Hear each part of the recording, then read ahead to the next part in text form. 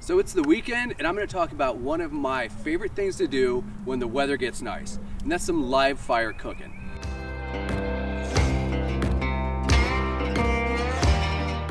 So what we're going to go over is just my basic setup and some basic equipment that you'll need.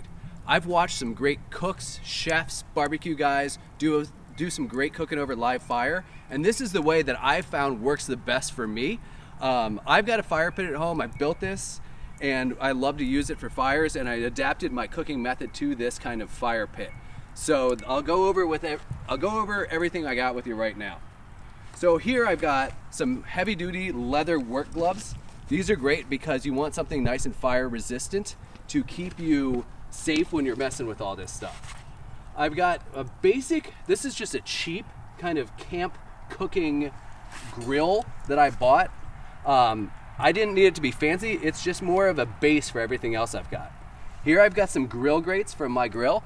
You can buy these, or you can just take them off your grill and throw them over here. But I wanted something that was cast iron that's gonna have a little bit better heat retention and something that I know is really nice to cook on. And then here I've got a cast iron plancha, or a griddle. So this is just your basic cast iron griddle. I like it for retaining heat, and it stays hot. Once you get it warm, it's gonna stay warm. It's gonna cook everything beautifully, get a nice char on it. And then I've built a fire. I let this thing get blazing, big, hot fire, and then I've kind of pulled it down. So now I've got just embers down here. Basically, I made my own charcoal, and this is good. It's nice and hot. I've got a few different zones that I'm working from. I got a super hot zone, and then I've got a kind of cooler zone to the side. And then in back, I've got my kind of fire on deck. This is some of the stuff that was hot. I put it aside because if I need more flames, if I need a flare up, if I need more heat, I can pull that in. Otherwise, I've got it sitting back there for now. And then that's it. That's the setup that I'm gonna use. And then I'm gonna do some corn, carrots, and steaks on this. I've got everything out that I need to cook. So I'm gonna start with things that take the longest. Those I wanna get in the fire first. So first of all, I've got my corn. I'm just gonna get that right on the edges in the embers. It's in the husk. I didn't do anything to it, but maybe just give it a quick rinse. And I'm just getting this right in the fire. So this will cook right in its own husk. It'll steam, and you might get a little char out of it.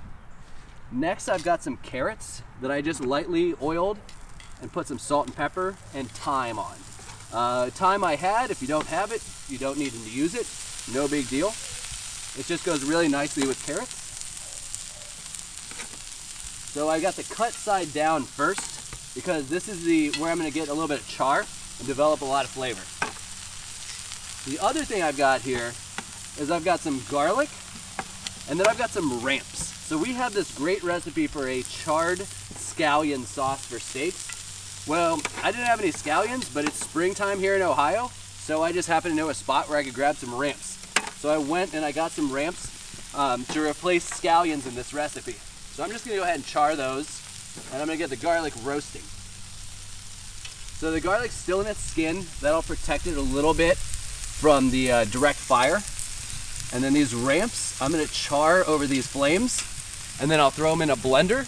And in that blender, I'll add a couple other ingredients with that roasted garlic and make a nice herby sauce for the steaks. The carrots are gonna take a little time to cook. I wanna develop a nice char, just leave them alone. Same with the corn. So we'll wait a few minutes before we even touch the steaks to make sure our veggies are getting good and done. So the first thing I'm gonna take off are my ramps. I see that they've got a good char level. They're not super crispy, but they got a good deep brown and a little black spot, and that's all right. I like having that flavor. So I'll pull those off, and we'll get those in a blender with the rest of the ingredients for sauce, and then my garlic's looking pretty good and roasted too. So I'll pull those as well. Now my carrots, I'm trying to leave alone. I want to develop a little caramelization on those. I'm just letting those go. And then I've been flipping this corn just ever so slightly when I see it start to get black. It's all right, the corn inside's just fine, but I do want to burn most of that husk. That's kind of telling me that it's cooking well. So I just keep rotating that corn until I kind of get black all around on all that husk. That means it's cooked on all sides. Now that my veggies that take a little longer to cook are about ready, I'm gonna put the steaks on. Now I've seen that my corn is tender to the touch, so I kind of move that to the side while keeping it warm. And my carrots have got a little caramelization on that initial side. So now is a good time to put on the steaks. The other thing I did was I incorporated some of those logs that I had on deck because I want to get a nice sear on the steak. So I pulled a couple of those logs in onto my embers where I don't want a huge flame, but I do want more heat, a little higher buildup so that I can get those steaks nice and seared.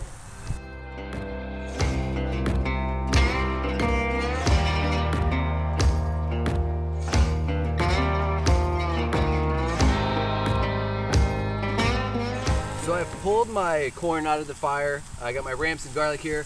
Steaks are definitely done. Sizzling, got a nice char on it there. And then I'll get these carrots and we'll go inside and plate all this up family style and just have a really nice open fire cooked dinner. First thing I'll do is just make this sauce. So I just threw all the ingredients in a blender with a good amount of oil. And I'll just kind of get whipping around here.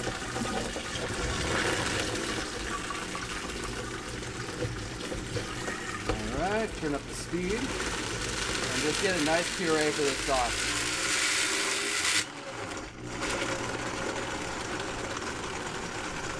So I've allowed these to cool down for a while because they're gonna be extremely hot coming out of the fire, obviously. So the first thing I'll do is rather than to go at the silk end, I'll cut off the end from the stalk. And then I'll just kind of pull it to get this husk off. Rather than going from the silk end, because you're gonna, by doing it this way, you're gonna keep all the silk, or at least the majority of it, with the husk. It's gonna be a little bit cleaner to pull off than trying to pull from the other end. So you see you get a little bit of char there, and it's just perfectly cooked corn that's a little bit smoky and a little bit charred. There you go. It's a whole meal cooked over an open fire. I've got my certified Angus beef ribeye with a little bit of charred ramp sauce, which is a variation of my charred scallion sauce that we have on our website. And then I just served my carrots here with a chili yogurt, plain Greek yogurt with a little bit of chili in there to give it a little spice, a little bit of sourness to complement the sweetness of the carrots. And then on the corn, I made a quick chipotle butter. Just melted some butter, mixed it with some chipotle, glazed all that corn to give it a little spice and a little flavor. And all of it cooked over the open fire. And I hope that you've learned a little bit about cooking open fire. And I hope that you'll try some of this at home because it really makes it entertaining and fun. And let me tell you, you'll smell like smoke in the end, but it's worth it.